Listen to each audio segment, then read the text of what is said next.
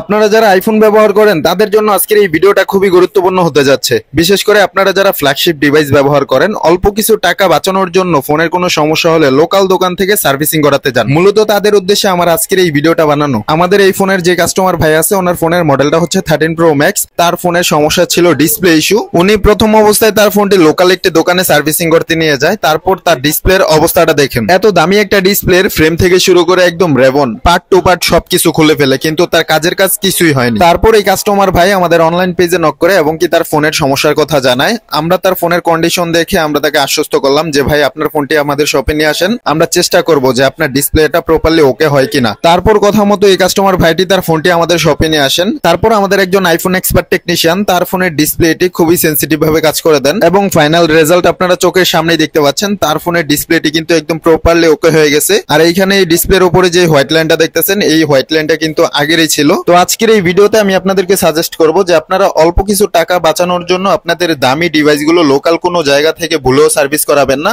তাহলে আপনাদের অবস্থাও ঠিক এইরকম হবে।